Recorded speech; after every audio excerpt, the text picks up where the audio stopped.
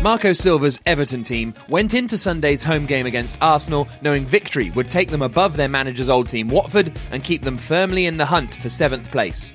Unai Emery's visitors needed a point to take them above North London rivals Tottenham into 3rd, although 3 points would put even more pressure on top 4 rivals Chelsea and Manchester United.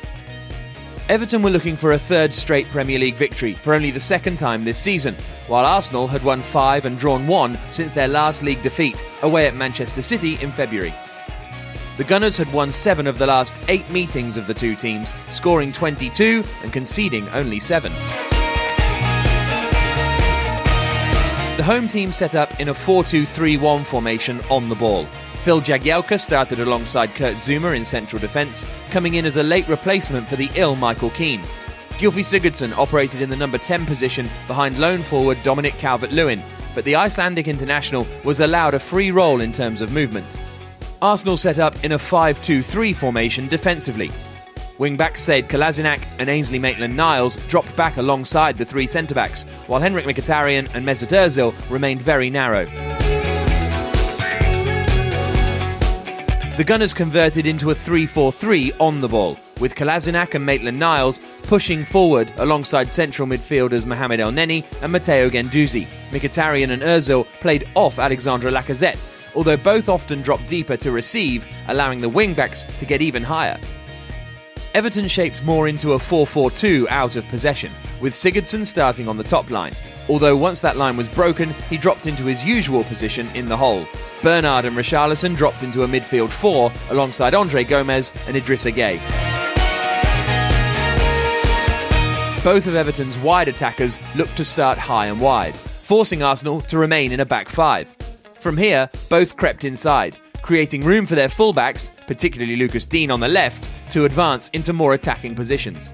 The home team defended intelligently in the first half. The front players pressed really well after a turnover in the attacking third and hunted in packs. The nearest man was always available to back up his teammate. Arsenal struggled to counter-attack or get forward quickly because Everton was so quick to get into their defensive shape. Central midfielders Gomez and Gueye backed up play extremely well, filling in good spaces, winning lots of second balls and recycling possession well. Having gone in at half-time, a goal down to Phil Jagielka's 10th minute strike, Arsenal changed things for the second half. Unai Emery replaced Kolasinac and Elneny with Aaron Ramsey and Pierre-Emerick Aubameyang and shifted to a more attacking 4-2-3-1 formation. Ozil moved into the number 10 position with Aubameyang attacking from the right and Ramsey allowed to break forward from central midfield. With the dual pace threat of Lacazette and Aubameyang now on the pitch, Everton's back 4 started deeper. The extra distance between the home side's lines created more central space for Arsenal, with Ramsey causing confusion in the Everton midfield, sometimes picking it up deep and dictating play, other times moving forward to receive in behind the host's midfield. Still trailing, Emery made one final change on 74 minutes, with Alex Iwobi replacing Ozil and taking up a position wide on the left in what was now a 4-4-2 for Arsenal. Mkhitaryan switched to the right, with Aubameyang and Lacazette now forming a front 2. The hosts recovered their composure as the second half progressed and offered more of a threat down their right flank on the counter-attack.